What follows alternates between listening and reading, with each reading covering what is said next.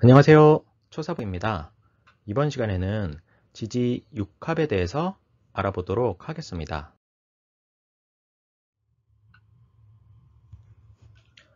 먼저 6합이란 것의 의미를 알아봐야겠죠? 첫째, 6합이란 지지들의 합이다. 둘째, 음량의 합이므로 일종의 부부의 합이다. 셋째, 글자 간에 약간 떨어져 있더라도 서로 견인하는 작용이 있다. 넷째, 음양이 채워지는 것이니 지혜나 생산의 인자로 볼 수 있다. 다섯째, 두 글자의 합으로 새로운 기운이 생긴다 또는 만들려고 한다고 볼 수 있다. 여섯째, 좋든 나쁘든 서로 묶인다. 여기에서 중요한 것은 제가 볼 때는 다섯째와 여섯째로 보입니다. 그러니까 합이란 것은 물론 뭔가 서로 위하고 챙겨주고 화합하는 느낌으로 들리죠. 그래서 합하면 무조건 좋은 것이라고 느껴질 수 있습니다. 그런데 이런 경우를 생각해 보세요. 합이라는 이름에 꽃이 있습니다. 그런데 나비가 자꾸 찾아와요. 그러면 꽃 입장에서는 어쨌든 나비는 이쁘고 꽃가루도 날라주니까 좋겠죠. 그래서 이런 나비와 꽃의 합은 결과적으로도 좋을 수 있습니다. 그런데 이번에는 벌레가 자꾸 찾아와요. 문제는 합이 뿌리치지를 못하는 거예요. 그러니까 벌레가 자꾸 잎을 갉아먹어도 같이 사는 거죠. 이런 식으로 글자 간에 합이 된다는 것이 우리 인생에서 어떻게 펼쳐질지는 알 수가 없습니다. 그래서 우리는 글자들을 다양하게 분석하고 준비해야 되는 거죠. 이번에는 6합의 종류를 알아보겠습니다. 아래를 보시면 12지지를 원으로 배열해 놓았습니다. 그러면 지구의 자전축이 23.5도 기울어져 있듯이 이 원에서도 기울어진 축을 기준으로 글자들이 합을 이루게 됩니다. 이렇게 보시면 합이 되는 글자들의 간격이 좀 더 잘 보이게 되겠죠? 그래서 현실에서도 간격이 가까운 글자들이 더 잘 붙을 수 있다는 것을 유추해 볼 수 있습니다.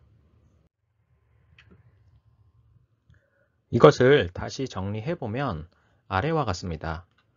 이전 청간합 시간에서 보셨던 것과 비슷하죠? 간단하게 읽어드리면 자축토, 인해목, 묘술화, 진유금, 사신수, 오미화입니다. 그러면 하나씩 좀 더 자세히 들여다보겠습니다.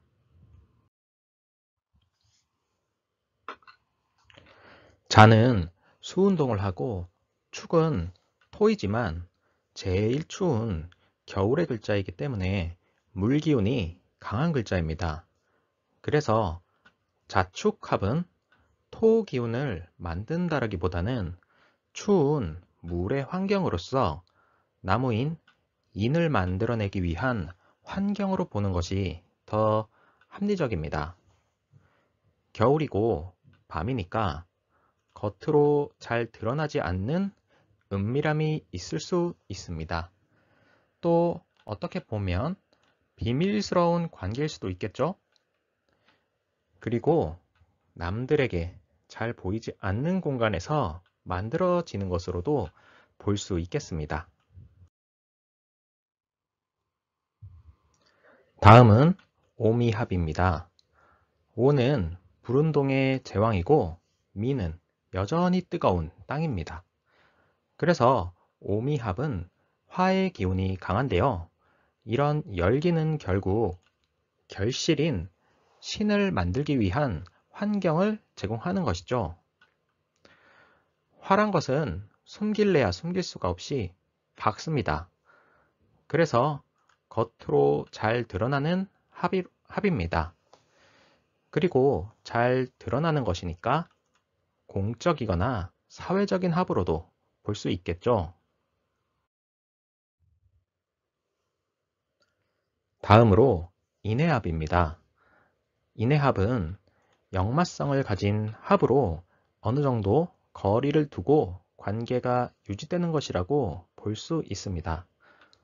그런데 그런 말이 있죠. 몸이 떨어지면 마음도 멀어진다. 그래서 인해가 남녀라고 치면 둘이서 붙어 있으려고 할 수도 있습니다. 그런데 추후에 다루겠지만 해 입장에서 보면 인은 망신살이 됩니다. 그렇기 때문에 인해가 서로 오랜 시간 붙어 있다 보면 망신을 당할 일이 생긴다거나 망신을 당하는 그런 관계가 될 수도 있겠습니다. 다음으로 사신합입니다. 사신합도 역마성을 가진 합으로 어느 정도 거리를 두고 관계가 유지되는 것이라고 볼 수 있습니다. 또 사의 입장에서 보면 신이 망신살입니다.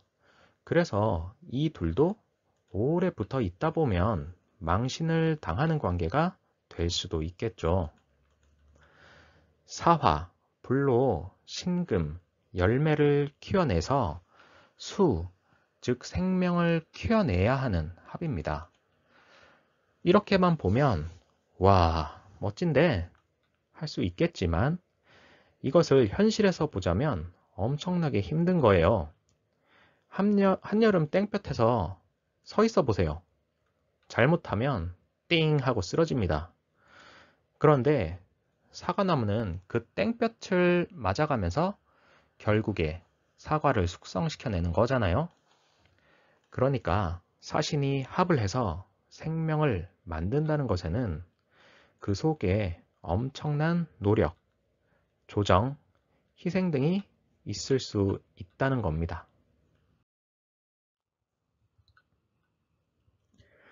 다음으로 묘술합입니다. 묘는 토끼라서 이쁜 거, 어린 거로 본다면 술은 한 계절을 지난 끝부분을 지나가니까 개이고 늙은 것이면서 노인으로 볼 수도 있습니다. 그리고 계절로는 봄과 가을의 만남이죠. 그래서 묘술이 있으면 기본적으로 언변, 필설, 재주, 예술성 등이 탁월하다고 볼 수 있습니다. 애정관계로 본다면 신분적이든지 연령적으로 큰 차이가 있을 수 있습니다. 다만 어리고 이쁜 것과 경험치 만렙 노인의 합이니까 합의 방식이 부드럽겠죠. 그렇지만 맨 처음 그림을 보더라도 이 둘의 거리는 많이 떨어져 있었습니다. 그래서 이 둘의 노력이 부족할 경우에는 다시 떨어질 확률도 높다고 볼 수 있겠죠.